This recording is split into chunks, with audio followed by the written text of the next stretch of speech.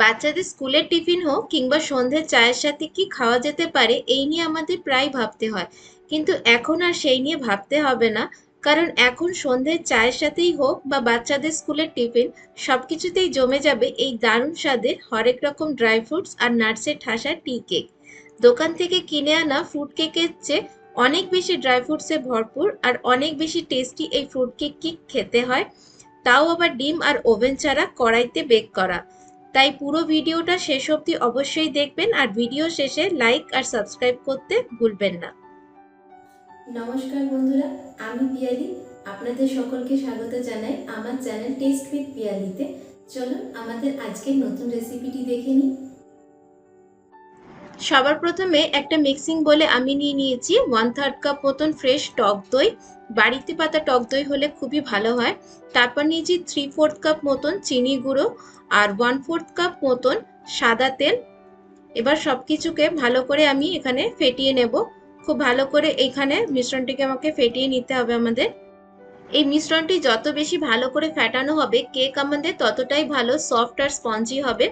তো এবার আমি এর মধ্যে অ্যাড করে নিচ্ছি 2/3 কাপ মতন আগে থেকে জাল দিয়ে রুম টেম্পারেচারে ঠান্ডা করা দুধ, আর দুধটাকেও ভালো করে এর সঙ্গে মিশিয়ে নিলাম। এবার আমি এর মধ্যে অ্যাড করব 1.5 কাপ ময়দা, আর তার সাথে মিশিয়ে নেব হাফ টিস্পুন মতন দারচিনি পাউডার। এবার ময়দার দারচিনি পাউডারটাকে ভালো করে চেলে নিয়ে এটাকে আমরা দুধ দইয়ের মিশ্রণের সাথে ভালো করে মিশিয়ে নেব। ব্যাটারটা খুব ভালো করে মিক্স করতে হবে যাতে ব্যাটারে কোনো রকম ময়দার দলা না হয়ে থাকে। তো ব্যাটারটা এখানে একটু ঘন হয়েছে তাই আমি এতে আরো 2 টেবিল স্পুন মতন দুধ অ্যাড করেছি। আর এখন ব্যাটারটা একদম পারফেক্ট তৈরি হয়ে গেছে, না বেশি ঘন না বেশি পাতলা। তো এবার আমি কিছুক্ষণের জন্য ব্যাটারটা সরিয়ে রাখবো আর ততক্ষণ ড্রাই ফ্রুটস গুলো মিক্স করে নেব।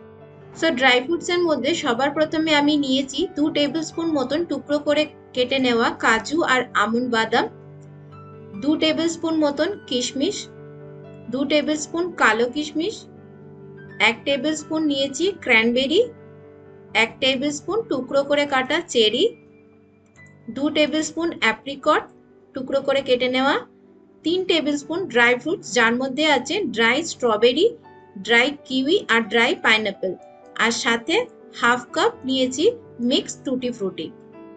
এবার এর মধ্যে 1 টেবিল স্পুন ময়দা দিয়ে সমস্ত ফ্রুটস আর নাটসকে ভালো করে মিশিয়ে নেব যাতে এগুলো ব্যাটারের মধ্যে অ্যাড করার পর নিচে থিতিয়ে না পড়ে আর পুরো কেকের মধ্যে যেন সব ড্রাই ফ্রুটস গুলো ছড়িয়ে থাকে।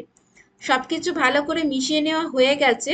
এবার এগুলো ব্যাটারে অ্যাড করে ভালো করে একবার ব্যাটারটাকে মিশিয়ে নেব।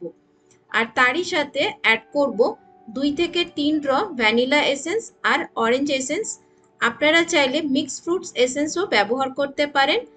আর এরই সাথে 1.5 টিস্পুন বেকিং পাউডার আর হাফ টিস্পুন বেকিং সোডা। আর বেকিং পাউডার আর সোডাকে অ্যাক্টিভেট করার জন্য 2 চামচ মতন দুধ অ্যাড করলাম। এবার সবকিছু আরো একবার ভালো করে মিশিয়ে নেব। খুবই হালকা হাতে স্প্যাচুলা দিয়ে এভাবে কাট অ্যান্ড ফোল্ড মেথডে মিক্স করে নেব। তো এখানে সবকিছু ভালো করে মিক্স হয়ে গেছে। এবার ব্যাটারটা আমরা ঢেলে নেব বেকিং মোল্ডে। আমি আগে থেকেই কেক টিনটাকে তেল ব্রাশ করে নিয়েছি। আর এবার ব্যাটারটা ঢালার পর টিনটাকে এভাবে কয়েকবার ট্যাপ করে নেব, এতে ব্যাটারের মধ্যে কোনো এয়ার বাবলস হয়ে থাকলে সেটাও রিমুভ হয়ে যাবে।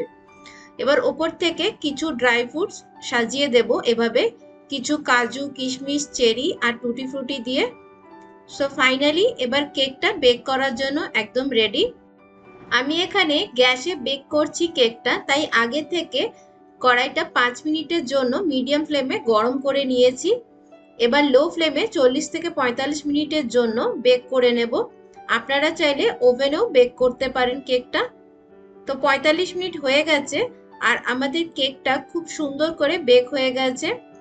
এই দেখুন আমি একটা স্টিক দিয়ে চেক করে নিলাম আর স্টিকটা একদম ক্লিয়ার এসছে। তাহলে কেকটা এবার আমরা ঠান্ডা করে নেব পুরোপুরি, তারপর এটাকে কেটে দেখাবো। কেক এখন পুরোপুরি ঠান্ডা হয়ে গেছে, তো আমরা এটাকে বের করে নেব কেক মোল্ড থেকে। আর এই দেখুন কেকটা কত ভালোভাবে বেক হয়েছে। কেকটা দেখে এবং ধরেই বোঝা যাচ্ছে কেকটা কতটা সফট হয়েছে। আর এই দেখুন নিচটাও একদম পারফেক্ট হয়েছে, ধরেও যায়নি। আর ভীষণই ময়েস্ট হয়েছে কেকটা। আর গন্ধটাও খুব দারুণ বেরিয়েছে কেকটার থেকে। ঘর যেন পুরো বেকারি হয়ে গেছে মনে হচ্ছে। সো চলুন এবার এটাকে পছন্দসই কেটে এর স্লাইসগুলো বের করে নিই। আমি এভাবে ব্রিটানিয়া কেকের স্টাইলে স্লাইস করে কেটে নিয়েছি পুরো কেকটা। আর এই দেখুন কেকটা কতটা সফট আর স্পঞ্জি হয়েছে। বলেছিলাম না দোকানের কেনা কেকের চেয়ে ঢের বেশি ড্রাই ফ্রুটসে ঠাসা থাকবে এই কেকটা। ডিম আর ওভেন ছাড়া কত সহজেই বাড়িতে বানানো সফট আর স্পঞ্জি ফ্রুটস কেক। এই দেখুন আমি আপনাদের ভেঙে দেখাচ্ছি কেকটা, দেখছেন তো কতগুলো ড্রাই ফ্রুটস একসাথে, প্রত্যেকটা বাইটে মুখে পড়বে হরেক রকম ড্রাই ফ্রুটস। সো এবার বাড়িতে গেস্ট আসলে বা নিজেরাও চায়ের সাথে খেতে চাইলে এভাবে বানিয়ে খাবেন আর সবাইকে খাওয়াবেন। আর এতে সবাই আপনাকে জিজ্ঞেস করবে এত টেস্টি কেক কোথা থেকে আনলেন। কেউ বিশ্বাসই করবে না যে এই কেক বাড়িতে বানানো। আর এত ড্রাই ফ্রুটস তো কেনা কেকেও থাকে না।